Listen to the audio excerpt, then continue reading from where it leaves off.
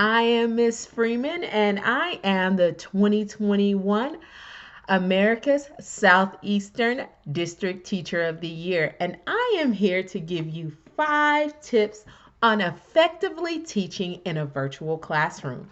Here's tip number 1: TPR, also known as total physical response. It's a great way to engage your students in a virtual classroom. So, total physical response can work in a number of ways. For example, today in class, we're going to talk about exothermic reaction and endothermic reaction. So I'm using my hands as a way to kind of engage my students in my topic. Or, hey, today we're going to compare and contrast characters, setting, and events. We're going to tell how they are different, and we're going to talk about how they are alike. So you can also use props and things to engage your student in your classroom.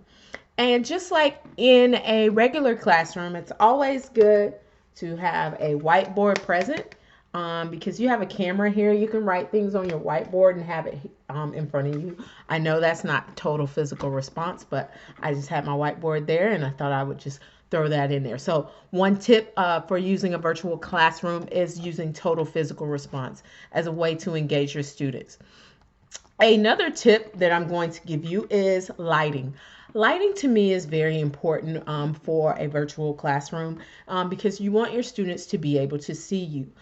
If you don't have appropriate lighting, I'll just show you an example of what it looks like when your lighting is bad. You get these funny things and your camera tries to adjust. It's just not as inviting to have a classroom where you don't have good lighting.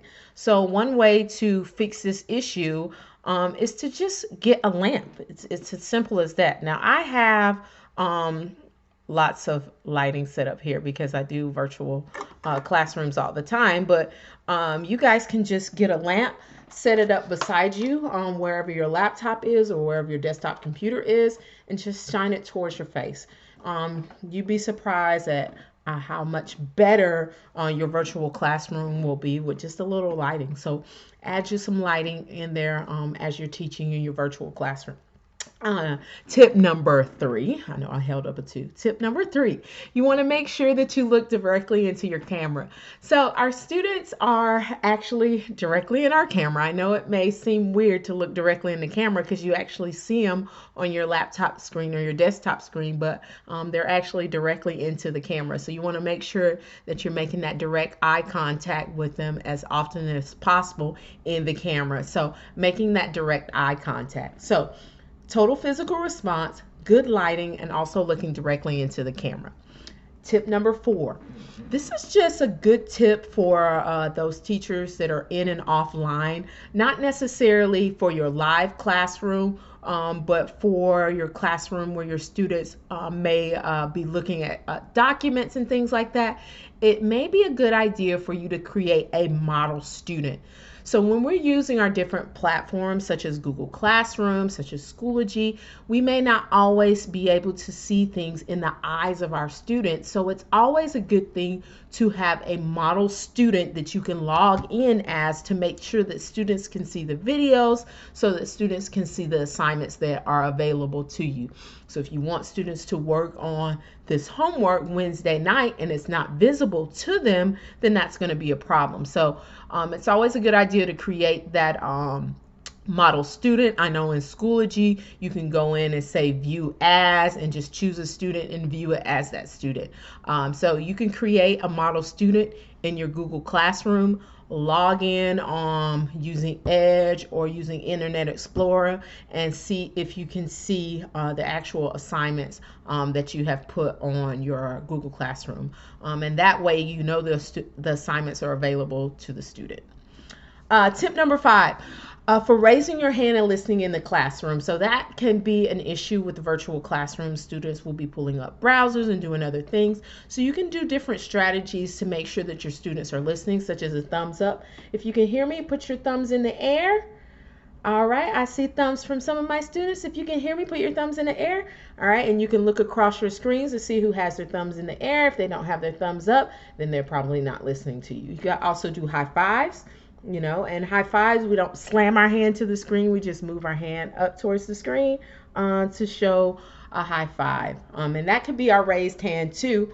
If a student has a question, that's always a difficult thing when you have 20 students in a class. So I would encourage students to use the chat box that is featured in your virtual classroom as a way to communicate back and forth and to pose questions, because it can get a little crazy when you have 20 students asking questions and raising hand. So really implement that chat box, especially for the older students who can formulate sentences and ask questions and things like that. You might want to use that chat box as a way, or come up with a system in which you want students. Maybe it's a thumbs up.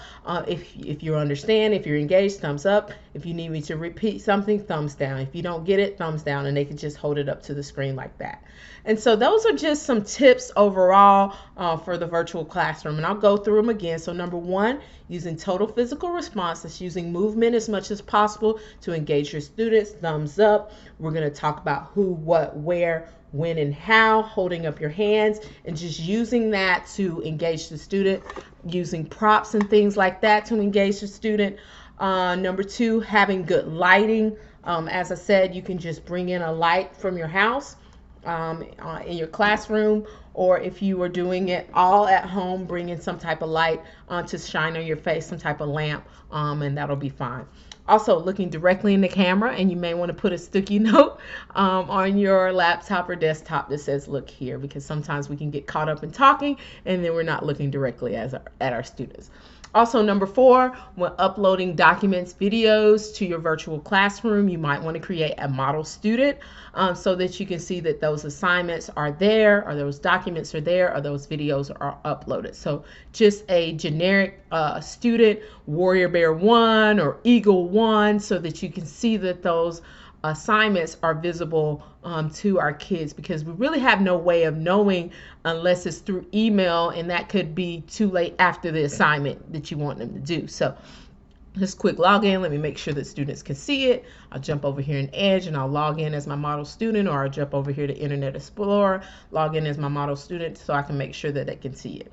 And number five, some type of strategy, thumbs up, thumbs down, putting my hand towards the camera, so that I can engage my student. And then, other strategies like pulling sticks. You can still pull sticks and things like that while you're in your virtual classroom.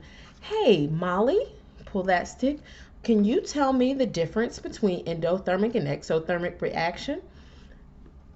And this is a way, hey, I want Molly to talk. I like to put my hand on my ear. I'm listening to her.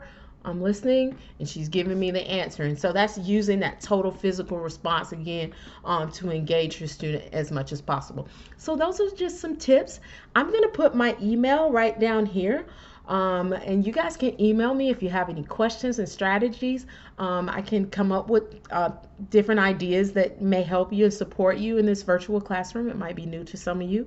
I am middle school, but I can certainly help in any areas that you need to. So thank you guys for listening. Thank you for watching, and we'll see you soon. Bye-bye.